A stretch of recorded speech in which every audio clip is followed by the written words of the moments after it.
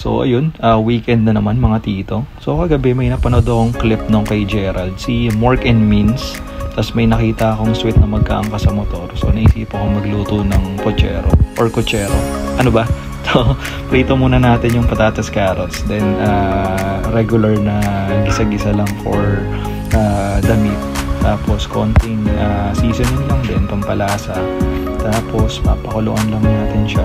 Then pag simmer ng konti, medyo lumambot na, lalagyan naman natin yun ng tomato sauce. Then later on, tsaka natin ilalagay si Mork and Beans. Pero wala naman talagang pork yun eh. Or Mork, parang beans at sauce lang yun. Ba't ba kasi pork and beans, di naman makita yung pork doon, diba? Hence, Mork and Beans, baka naman, diba? So ayun, after nating malagay, next na natin dyan yung saging na saba natin, tsaka Baguio beans or betuelas. Ano bang difference nila? Parang same lang kasi.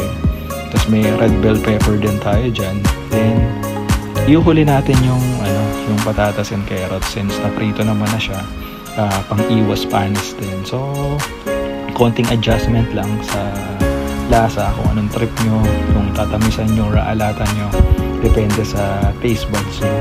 So yun, mabilisan lang. Alam ko may kulang, paki-comment na lang yung kulang. Happy weekend!